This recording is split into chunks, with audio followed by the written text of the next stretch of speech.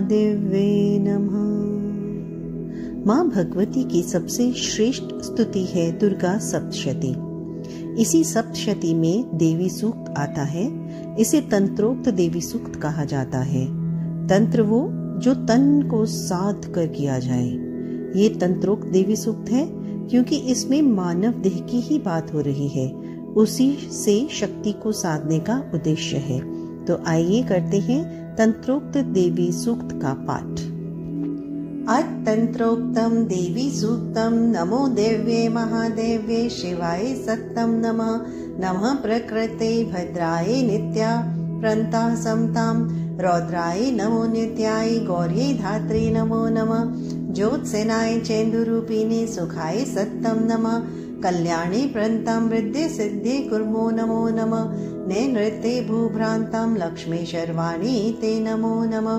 दुर्गाय दुर्गपाराय साराय सर्वकारिण्ये ख्यात्यै तथैव कृष्णाय धूर्माय सत्तम नमः। औति सौम्याति रौद्राय नतास्तस्य नमो नमः। नमो जगत्प्रतिष्ठाय दैव्ये कृत्ये नमो नमः। या देवी सर्वभूतेषु विष्णुमायति शब्दिता नमस्तस्यै नमस्तस्यै नमस्तस्यै नमो नमः। या देवी सर्वभूतेषु चेतनभिधीयते नमस्तस्यै नमस्तस्यै नमस्तस्यै नमो नमः। या देवी सर्वभूतेषु बुद्धिरूपेण संस्थिता नमस्तस्यै नमस्तस्यै नमस्तस्यै नमो नमः।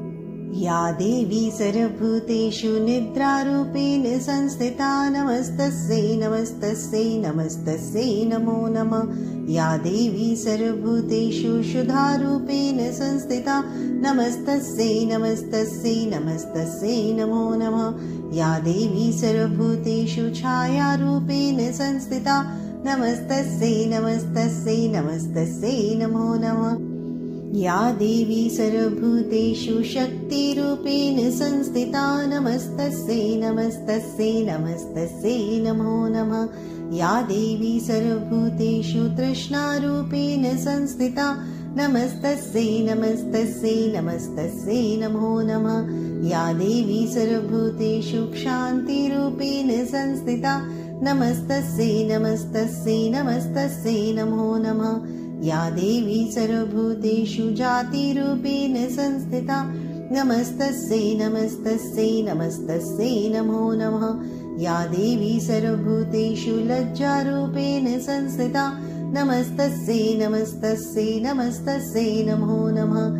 या देवी सर्वभूतेषु शान्तिरूपेण संस्थिता नमस्तस्यै नमस्तस्यै नमस्तस्यै नमो नमः। या देवी सर्वभूतेषु श्रद्धारूपेण संस्थिता नमस्तस्यै नमस्तस्यै नमस्तस्यै नमो नमः। या देवी सर्वभूतेषु कान्तिरूपेण संस्थिता नमस्तस्यै नमस्तस्यै नमस्तस्यै नमो नमः। या देवी सर्वभूतेषु लक्ष्मीरूपेण संस्थिता नमस्तस्यै नमस्तस्यै नमस्तस्यै नमो नमः। या देवी सर्वभूतेषु वृत्तिरूपेण संस्थिता नमस्तस्यै नमस्तस्यै नमस्तस्यै नमो नमः। या देवी सर्वभूतेषु समृद्धिरूपेण संस्थिता नमस्तस्यै नमस्तस्यै नमस्तस्यै नमो नमः। या देवी सर्वभूतेषु दयारूपेण संस्थिता नमस्तस्यै नमस्तस्यै नमस्तस्यै नमो नमः। या देवी सर्वभूतेषु तुष्टिरूपेण संस्थिता नमस्तस्यै नमस्तस्यै नमस्तस्यै नमो नमः। या देवी सर्वभूतेषु मातृरूपेण संस्थिता नमस्तस्यै नमस्तस्यै नमस्तस्यै नमो नमः। या देवी सर्वभूतेषु भ्रान्तिरूपेण संस्थिता नमस्तस्यै नमस्तस्यै नमस्तस्यै नमो नमः। इन्द्रियाणामभिधिष्ठात्री भूतानां चाखुलेषु या भूतेषु सत्तं तस्य व्याप्तिदेव्यै नमो नमः। चितिरूपेण या कृत्स्नेद्व्यापै स्थिता जगत् नमस्तस्यै नमस्तस्यै नमस्तस्यै नमो नमः। सतुता सूर्यपूर्वभिः संच्यः तथा सुरेन्द्रेण दिनेषु सेविता करोतु सा न शुभेतुरीश्वरी शुभानि भद्र्या विहन्तु चाब्दः या साम्प्रतं चौददैत्यापिते रश्माभिरीशा च सुरैरन्मस्यते या च स्मृता तच्छन्मेव हन्ति नः सर्वापदो भक्ति विनिम्रमूर्तिभिः।